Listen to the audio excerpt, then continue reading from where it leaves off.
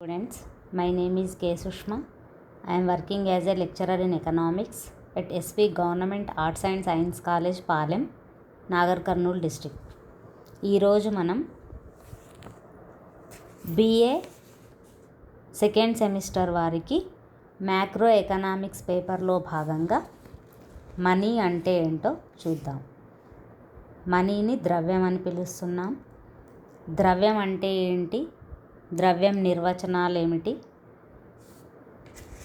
Next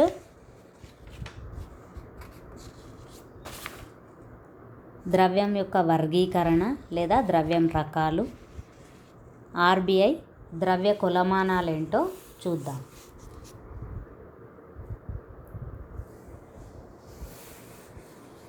ద్రవ్యం రాకపూర్వం ప్రాచీన కాలంలో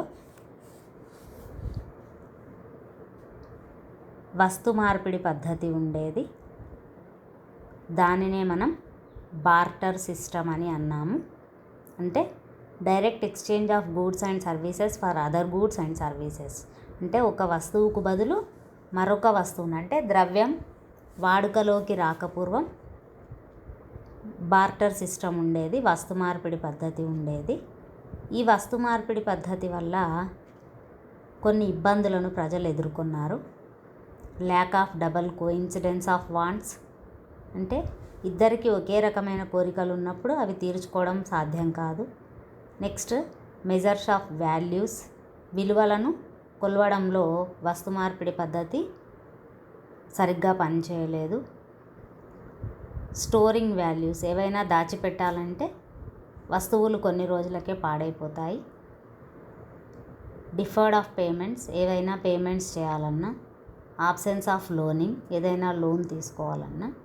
ఇండివిజువలిటీ ఆఫ్ సర్టెన్ గూడ్స్, మనకు అవసరమైన వ్యక్తిగత వస్తువులు కొనుగోలు చేయాలన్నా ఈ బార్టర్ సిస్టమ్ అనేది కొన్ని ఇబ్బందులను ఎదుర్కోవటం వల్ల వస్తు మార్పిడి పద్ధతి ప్లేస్లో ద్రవ్యాన్ని కనుక్కోవటం జరిగింది. మానవుడు కనుగొన్న అతి ముఖ్య సాధనం ద్రవ్యం అని చెప్పొచ్చు. ద్రవ్యం కేంద్రంగానే అర్థశాస్త్రం అభివృద్ధి చెందింది. దీనిని వదులుకోలేనంతగా మానవాళి అలవాటుగా మారిపోయారు. వాస్తవానికి ఈనాటి ఆర్థిక వ్యవస్థను మనం మనీ ఎకనామిక్గా పిలవచ్చు. అంటే ద్రవ్య ఆర్థిక వ్యవస్థగా వ్యవహరించవచ్చు. వస్తువుల ఉత్పత్తి పెద్ద ఎత్తున కొనసాగాలన్నా, వివిధ రకాలైన వాణిజ్యపర లావాదేవీలు విస్తృతపరచాలన్నా ద్రవ్యం ఎంతో తోడ్పడుతుంది. ఒక్క ప్రాణం తప్ప ద్రవ్యంతో అన్నీ కొనగలిగే స్థాయికి నేటి మానవుడు ఎదిగిపోయాడు. అంటే భూమి సూర్యుని చుట్టూ తిరిగితే వ్యక్తి డబ్బు చుట్టూ తిరుగుతున్నాడు అనడంలో అతిశయోక్తి లేదు. అంటే అతడు కనుగొన్న ముఖ్య సాధనమే ఈరోజు అది లేకుండా ఉండలేకపోతున్నారు. దీనివల్ల పేద ధనిక అనే ఆర్థిక అసమానతలు కానీ, ఉన్నవారి చేతుల్లోనే సంపద కేంద్రీకృతం కావడం వంటివెన్నో మనం లోక విషయాలను చూస్తూ ఉన్నాం. మరి ద్రవ్యం అంటే ఏంటో చూద్దాం. The word money is being derived from the Latin word moneta. ద్రవ్యం అనే పదం మానెటా అనే లాటిన్ పదం నుంచి వచ్చింది. ఇది రోమ్ నాగరికత కాలంలో రోమన్ దేవత మానెటా ఆలయంలో ద్రవ్యాన్ని ముద్రించేవారు. అందుకనే దీనికి మనీ అనే పేరు రావటం జరిగింది.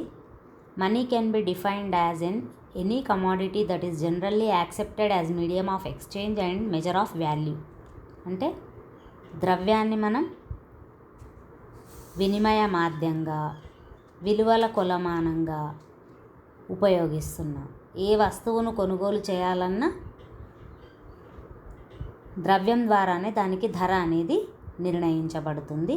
అంటే వివిధ సమాజాలలో వివిధ కాలాలలో విభిన్న వస్తువులు ద్రవ్యంగా చలామణి అయ్యాయి. అవన్నీ అయిపోయాక, అంటే అవన్నీ ప్రాచీన కాలంలో యూజ్ చేశాకనే మానవుడు అతి ముఖ్య సాధనమైన ద్రవ్యాన్ని కనుగొనటం జరిగింది. Money is a good that acts as medium of exchange in transactions. It is said that money act as unit of account, a store of value and medium of exchange. అంటే ద్రవ్యం అనేది అతి ముఖ్యమైనది, వినిమయ మాంద్యంగా, చెల్లింపుల ప్రమాణంగా, అంటే అన్ని వస్తు సేవలను మనం ద్రవ్య రూపంలోనే కొలుస్తున్నాం. ఇది మనకి ఒక వస్తువును ద్రవ్యానికి అమ్మిన, మళ్ళీ ద్రవ్యంతో కొనుగోలు చేసిన, అంటే వినిమయ మాధ్యంగా ద్రవ్యము కొనుగోలుదారులకి, అమ్మకందారులకి ఒక సాధనంగా ఉపయోగపడుతుందని చెప్పవచ్చు. అంటే ద్రవ్యం వల్లనే కొలమానాలు సులువైనవి. అంటే ఇది ఒక కొలబద్ద లాంటిది. దీనివల్లనే ధరల యంత్రాంగం అనేది ఏర్పడిందని చెప్పవచ్చు. ఇప్పుడు ద్రవ్యం యొక్క రకాలేంటో చూద్దాం. Kinds of money. ఆధునిక కాలంలో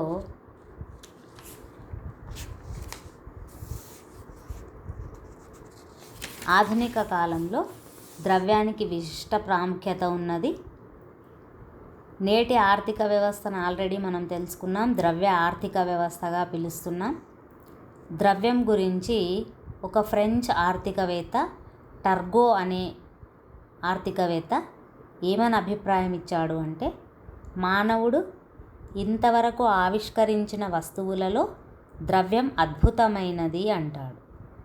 అంటే ద్రవ్యం కనుగొనటం వల్లనే ప్రతి వస్తువుకి విలువ అనేది నిర్ణయించబడింది, ప్రతి వస్తువుకి ధర అనేది నిర్ణయించబడింది. కాబట్టి మానవుడు ఇంతవరకు ఆవిష్కరించిన వస్తువులలో ద్రవ్యం అనేది అద్భుతమైనది అని ఫ్రెంచ్ ఆర్థికవేత్త టర్గో అభిప్రాయపడటం జరిగింది. అలాగే క్రౌదర్ అనే ఆర్థికవేత్త కూడా ప్రతి శాస్త్రంలో ఒక ముఖ్య కల్పన ఉంటుంది. ఎలాగంటే యంత్రశాస్త్రంలో చక్రం కానీ, విజ్ఞాన శాస్త్రంలో నిప్పు కానీ, రాజనీతి శాస్త్రంలో ఓటు కానీ, అర్థశాస్త్రంలో ద్రవ్యం కానీ, ఇవన్నీ కూడా ముఖ్య కల్పనలు అని క్రౌదర్ అనే ఆర్థికవేత్త ద్రవ్యాన్ని గురించి అద్భుతంగా తన అభిప్రాయాన్ని వ్యక్తం చేయటం జరిగింది. అంటే ప్రతి శాస్త్రంలో ఒక్కొక్క ఇన్నోవేషన్ అనేది వచ్చింది. మొదట మానవుడు యంత్రశాస్త్రంలో చక్రాన్ని కనుగొనడం వల్లనే ఈరోజు మనం రోడ్డు రవాణా కానీ, రైల్వే రవాణా కానీ నడుస్తున్నాయి. అలాగే విజ్ఞాన శాస్త్రంలో నిప్పు కనుగొనడం వల్లనే ఈరోజు మనం ఎన్నో పనులను చేస్తున్నాం. అలాగే రాజనీతి శాస్త్రంలో ఓటు ఉండడం వల్లనే మనకి 5 సంవత్సరాలకు ఒకసారి ఎన్నికలు కానీ,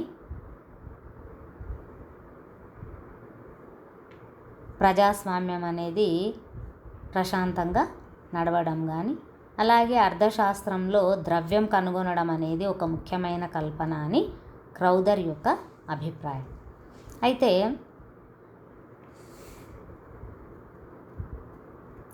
ద్రవ్యాన్ని జారీ అధికారాన్ని బట్టి ప్రభుత్వ ద్రవ్యము, బ్యాంకు ద్రవ్యము అని 2 రకాలుగా వర్గీకరిస్తున్నాం. ప్రభుత్వ ద్రవ్యము అంటే ప్రభుత్వం దేశ అవసరాల కోసం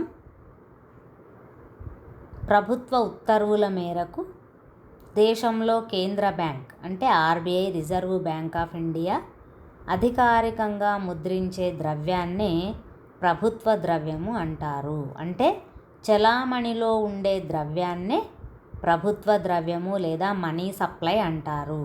అంటే ప్రభుత్వం ఎప్పుడు పడితే అప్పుడు ఆర్బీఐని ముద్రించమనే హక్కు ప్రభుత్వానికి లేదు. దీనికి ఒక పరిమితి ఉంటుంది.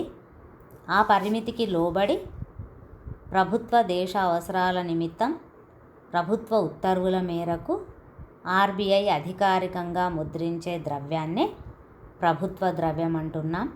అంటే చలామణిలో, దేశంలో చలామణిలో ఉండే ద్రవ్య సప్లైనే ప్రభుత్వ ద్రవ్యం అని పిలుస్తున్నాం. రెండవది బ్యాంకు ద్రవ్యం.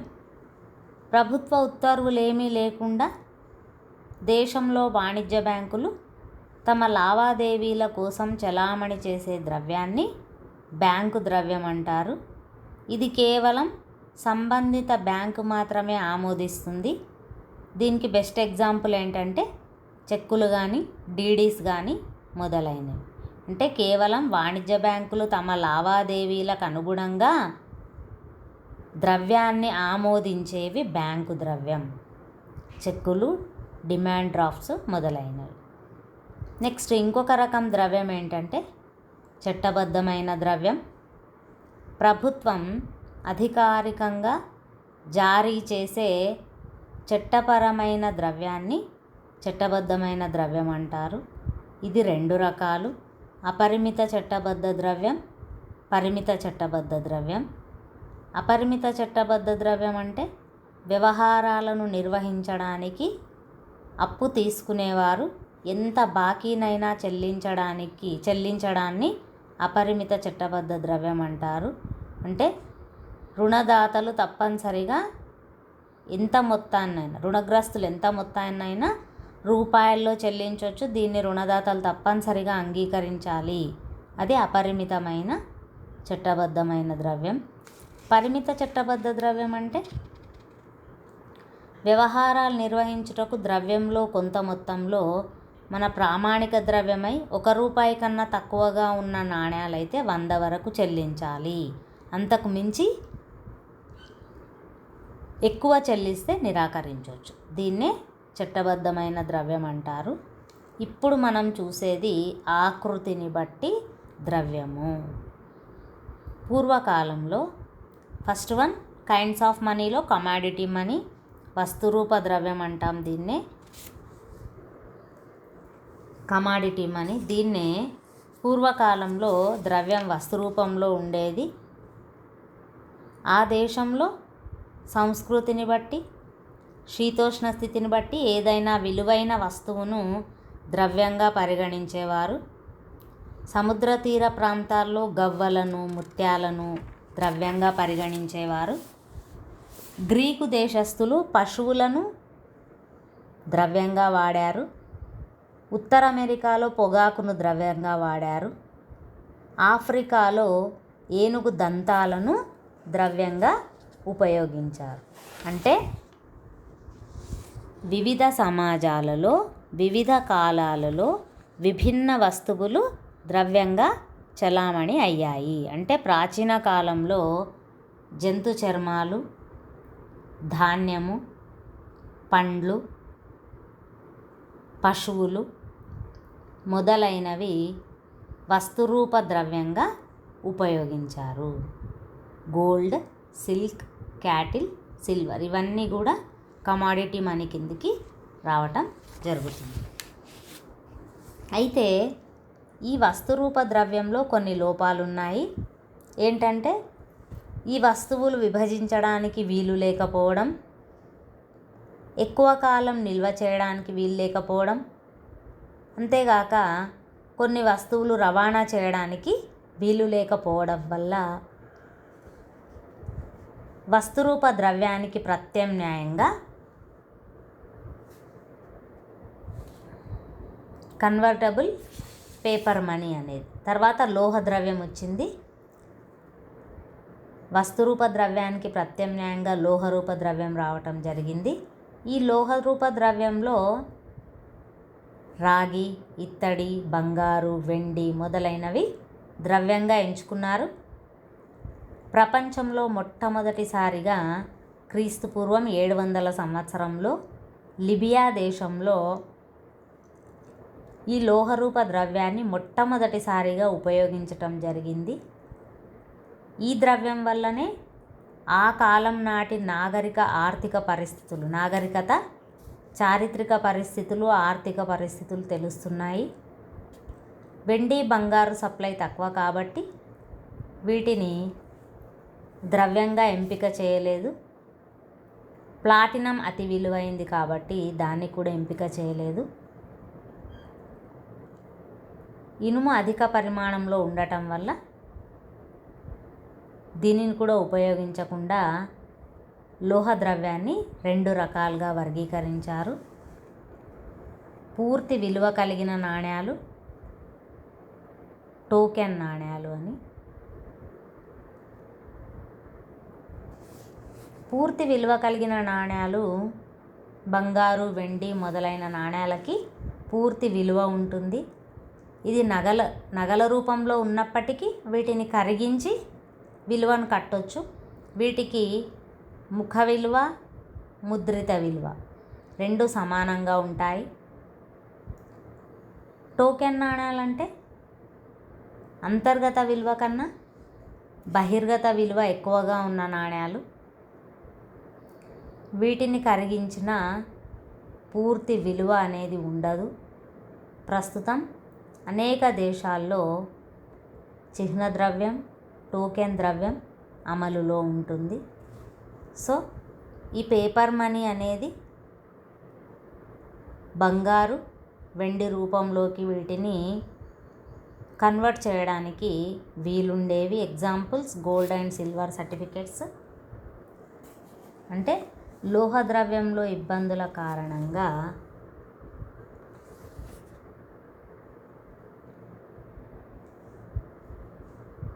ఇన్కన్వర్టబుల్ పేపర్ మనీ వచ్చింది.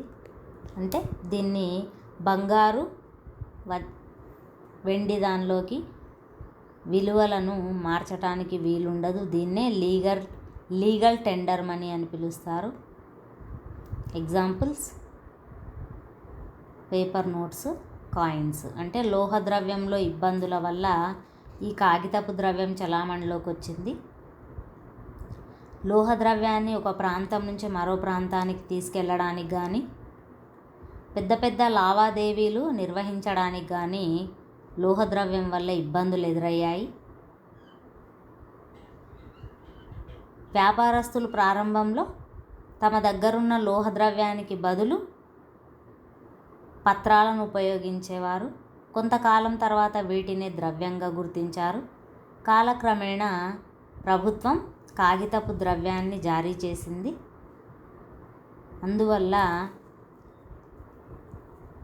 ప్రపంచంలో మొట్టమొదటిసారిగా కాగితపు ద్రవ్యాన్ని ఉపయోగించిన దేశం చైనా. ఈ కాగితపు ద్రవ్యాలు 3 రకాలు ఉంటాయి. ప్రాతినిధ్యపు కాగితపు ద్రవ్యం అంటే ఇందులో జారీ చేసిన ద్రవ్యానికి పూర్తి శాశ్వత లోహ రిజర్వ్ ఉంటుంది.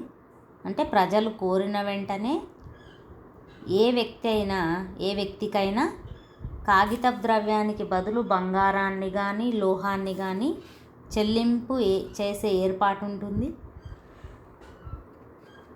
ఎగ్జాంపుల్ అమెరికాలో జారీ చేసిన బంగారం, వెండి సర్టిఫికెట్లు మొదలైనవి ప్రాతినిధ్య కాగితపు ద్రవ్యానికి ఎగ్జాంపుల్గా చెప్పొచ్చు. అంటే ప్రజలు కోరిన వెంటనే సంబంధిత ఏ వ్యక్తికైనా ఆ కాగితపు ద్రవ్యానికి బదులు బంగారాన్ని కానీ లోహాన్ని కానీ తిరిగి చెల్లించాలి. నెక్స్ట్ వన్ కాగితపు ద్రవ్యంలో రెండవది మార్చుకోవడానికి విలువ కలిగిన ద్రవ్యం. అంటే జారీ చేసిన కాగితపు ద్రవ్యాన్ని అవసరమైనప్పుడు లోహపు ద్రవ్యంలోకి మార్చుకోవడానికి వీలుంటుంది. ఇంకొకటి మార్చుకోవడానికి వీలు లేని ద్రవ్యం. ప్రభుత్వం జారీ చేసిన పత్రాలు లోహ ద్రవ్యంలోకి మార్చుకోవడానికి వీలుండదు. Next bank deposits. ప్రస్తుతం ఉన్న ఆధునిక కాలంలో చెక్కుల రూపంలో, డ్రాఫ్టుల రూపంలో బ్యాంకుల ద్రవ్యాన్ని ఉపయోగిస్తున్నాం.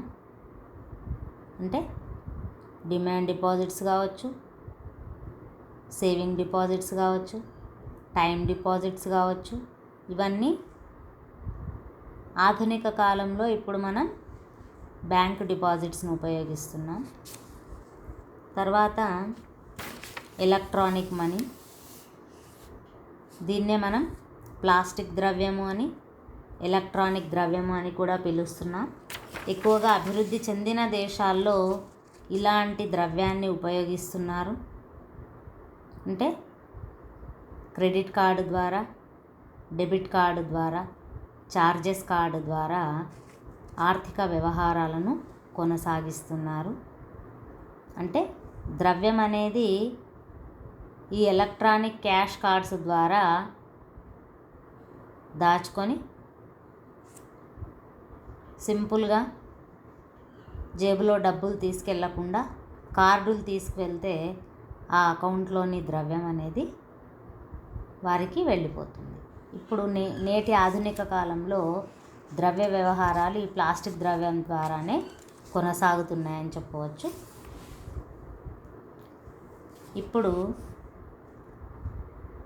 మనీ సప్లై ఇన్ ఇండియా, ద్రవ్య సప్లై, కొలమానాలు ఉన్నాయి. అంతకుముందు ద్రవ్యం గురించి ఆర్థికవేత్తలు కొన్ని నిర్వచనాలు ఇచ్చారు, అవేంటో చూద్దాం.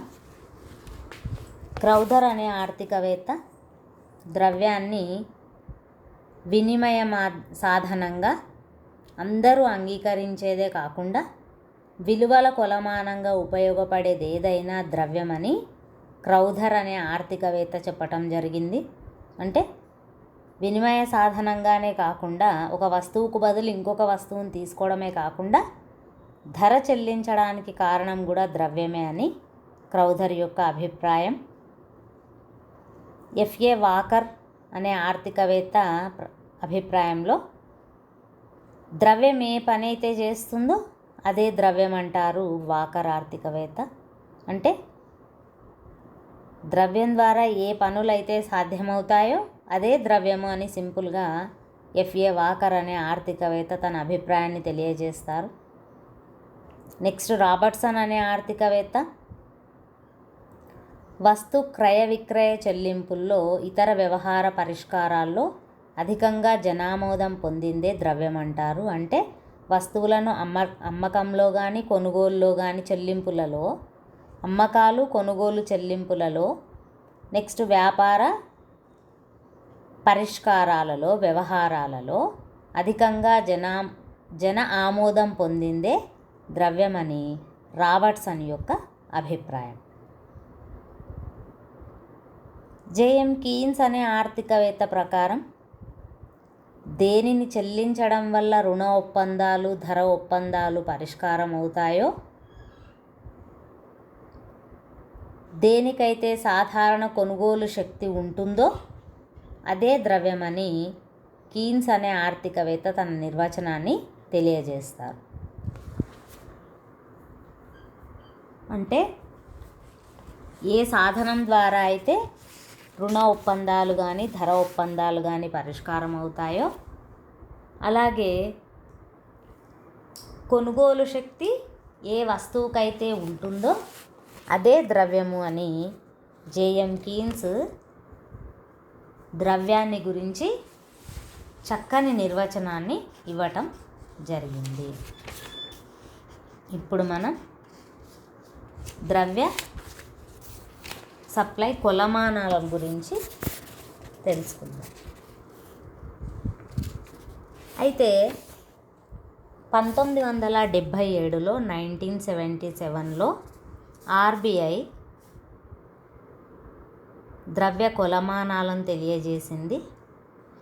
సాధారణంగా వ్యక్తి దృష్టిలో ద్రవ్యం అంటే కేంద్ర బ్యాంకు, ప్రభుత్వం ముద్రించిన నాణ్యాలు, కరెన్సీ నోట్లు, వీటినే మనం చట్టబద్ధ ద్రవ్యం అని కూడా పిలుస్తాం. బ్యాంకింగ్ రంగంలో, విత్త శాఖలలో అనేక మార్పులు రావటం వల్ల సంస్థాపరమైన సంస్కరణలు అమలు చేయటం వల్ల ఈరోజు ప్రపంచంలో కేవలం కరెన్సీ నోట్లు, నాణ్యాలు మాత్రమే ద్రవ్యంగా కాకుండా ఇతర ప్రత్యామ్నాయాలు కూడా చాలా ఉన్నాయి. ఒక్కొక్క దేశంలో ఒక్కొక్క రకమైన ద్రవ్యం అమలులో ఉండటం జరుగుతుంది. భారతదేశంలో ద్రవ్యాన్ని రూపాయి అని పిలుస్తాం, అమెరికాలో డాలర్లని పిలుస్తారు, జర్మనీలో యెన్ అని పిలుస్తారు, ఇంగ్లాండ్లో పౌండ్లు, ఇలాగా ఒక్కొక్క దేశంలో ఒక్కొక్క రకమైన ద్రవ్యం అనేది చలామణిలో ఉంది. అయితే ద్రవ్యత్వ స్థాయిని బట్టి, మూల్య నిధిని బట్టి ఈరోజు ద్రవ్య సప్లై కొలమానాలు ఉన్నాయి. మన దేశంలో ఆర్బీఐ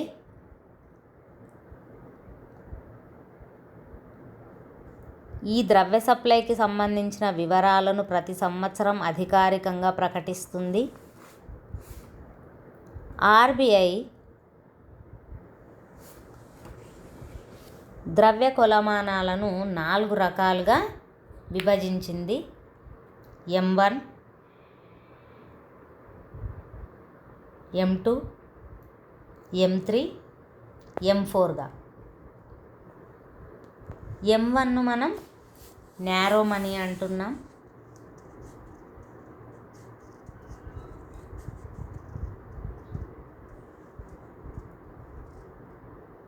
అంటే సంకుచిత ద్రవ్యము అని పిలుస్తున్నాం.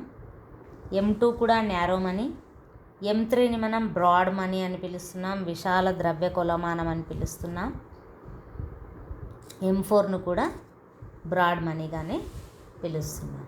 వీటిని ఒక్కొక్క దాని గురించి చూద్దాం. M1 అంటే ప్రజల వద్ద ఉండే కరెన్సీ ప్లస్ రిజర్వ్ బ్యాంకుల వద్ద గల డిమాండ్ డిపాజిట్లు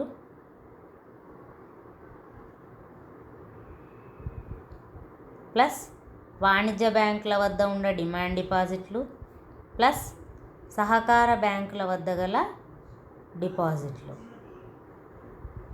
అందుకే మనం M1ను నారో మనీ, సంకుచిత ద్రవ్య కొలమానం అంటున్నాం. సాధారణంగా ఇప్పుడు మన భారతదేశంలో ద్రవ్యం అంటే M1నే ద్రవ్యము. M1 ద్రవ్యమే. ఎందుకని? ప్రజల వద్ద ఉండే కరెన్సీ, ఆర్బీఐ వద్ద ఉండే ఇతర డిపాజిట్స్, వాణిజ్య బ్యాంకుల వద్ద ఉండే డిమాండ్ డిపాజిట్స్, సహకార బ్యాంకుల వద్ద ఉండే డిపాజిట్స్. ప్రజల వద్ద ఉండే కరెన్సీ అంటే వారి దగ్గర ఉండే నోట్లు, నాణ్యాలు మైనస్ బ్యాంకుల వద్ద ఉండే నగదును కలిపి ప్రజల వద్ద ఉండే కరెన్సీగా మనం పేర్కొంటాం. ఈ M1నే నారో మనీ, సంకుచిత ద్రవ్యం అంటున్నాం. సాధారణంగా మన భారతదేశంలో ద్రవ్యం అంటే M1 ద్రవ్యం అని చెప్పవచ్చు. ఇప్పుడు M2 ద్రవ్యం. M2 ద్రవ్యము అంటే M1. ఇప్పుడు M1లో ఏవేవైతే అంశాలు తీసుకున్నామో వాటన్నీ దీని కిందికి వస్తాయి. ప్లస్ ఇంకొకటి ఎక్స్ట్రాగా యాడ్ అయ్యేది ఏంటంటే పోస్ట్ ఆఫీసుల్లో ఉండే పొదుపు డిపాజిట్స్. ఇవన్నీ కలిపితే వచ్చేది M2 ద్రవ్యం. అంటే M2 ద్రవ్యం రావాలంటే M1 అంటే ఇంతకుముందు తీసుకున్న ప్రజల వద్ద ఉండే కరెన్సీ, ఆర్బీఐ వద్ద ఉండే ఇతర డిపాజిట్స్, వాణిజ్య బ్యాంకుల వద్ద ఉండే డీడీస్, డిమాండ్ డిపాజిట్స్, నెక్స్ట్ సహకార బ్యాంకుల వద్ద ఉండే డిపాజిట్స్ ప్లస్ పోస్ట్ ఆఫీసుల్లో ఉన్న పొదుపు డిపాజిట్లను కలిపితే వచ్చేది M2. M3 అంటే M1 ప్లస్ M1ను కలుపుకోవాలి. మళ్ళీ బ్యాంకుల వద్ద ఉండే కాలపరిమితి డిపాజిట్స్ ప్లస్ సహకార బ్యాంకుల వద్ద ఉండే కాలపరిమితి డిపాజిట్స్, వీటన్నిటినీ కలిపితే M3 వస్తుంది. M3ని మనం విశాల ద్రవ్యం అంటున్నాం, బ్రాడ్ మనీ అని పిలుస్తున్నాం.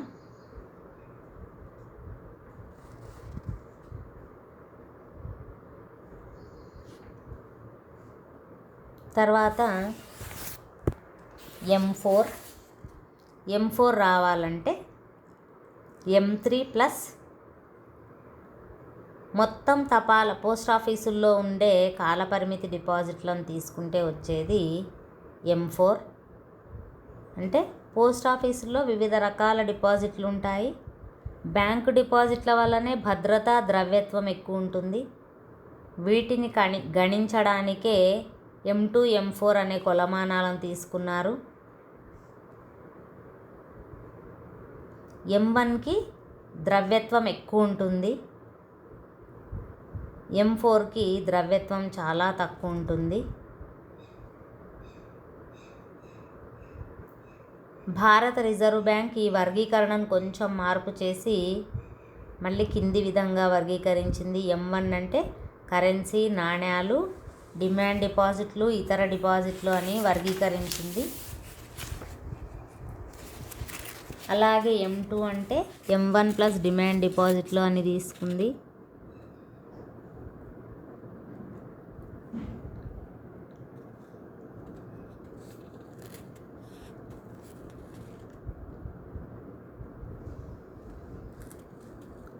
అయితే ఆర్థిక వ్యవస్థలో ద్రవ్య సప్లైని నిర్ణయించే అంశాల్లో ప్రధానమైనది రిజర్వ్ మనీ. దీన్ని ప్రభుత్వ ద్రవ్యంగా భావిస్తున్నాం. అంటే రిజర్వ్ బ్యాంక్ ప్రభుత్వంలో ఒక భాగం కాబట్టి రిజర్వ్ బ్యాంక్ జారీ చేసిన ద్రవ్యం, ఇతర బ్యాంకులు నిల్వ ఉండే ద్రవ్యాన్ని రిజర్వ్ ద్రవ్యం అంటున్నాం. దీన్నే మూలాధార ద్రవ్యం లేదా బేస్ మనీ లేదా హై పవర్డ్ మనీ అని కూడా పిలుస్తున్నాం. ఇందులో బేస్ మనీ లేదా హై పవర్డ్ మనీలో 3 అంశాలు ఇమిడి ఉంటాయి. ఒకటేమో ప్రజల వద్ద చలామణిలో ఉండే నాణ్యాలు, కరెన్సీ. ఇంకొకటేమో రిజర్వ్ బ్యాంక్లో ప్రజలు దాచుకున్న ఇతర డిపాజిట్స్.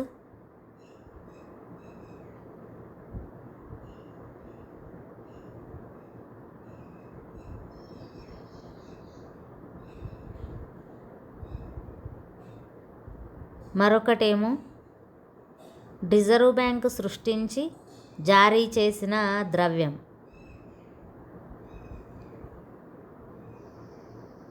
అంటే ఆధునిక ద్రవ్య సప్లై సిద్ధాంతం ప్రకారం ప్రభుత్వము, ప్రజలు, కేంద్ర బ్యాంకు అన్నీ కలిసి ద్రవ్య సప్లైని నిర్ణయిస్తాయి. అంటే ఈ ద్రవ్యం అనేది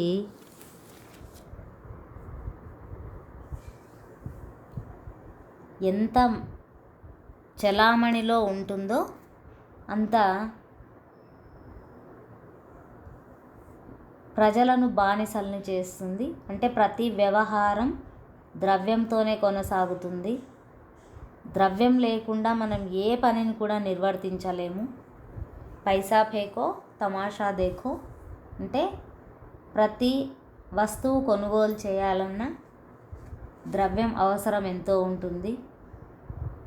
ఈ ద్రవ్యం వల్లనే ఆర్థిక అసమానతలు అనేవి ఏర్పడినాయి. ధనవంతులు ఇంకా ధనికులుగా, పేదవారు ఇంకా పేదవారిగా మారటం జరుగుతుంది.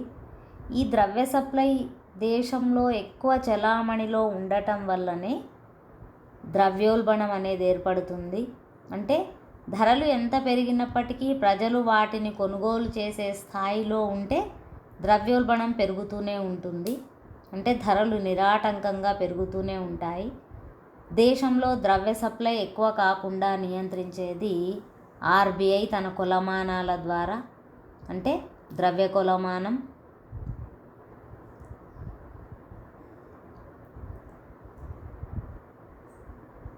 కొలమానాల ద్వారా ద్రవ్యాన్ని నియంత్రణ చేస్తే ద్రవ్య సప్లై తగ్గుతుంది. సో ఇది ద్రవ్యం యొక్క రకాలు, ద్రవ్యం నిర్వచనాలు. Thank you from department of economics.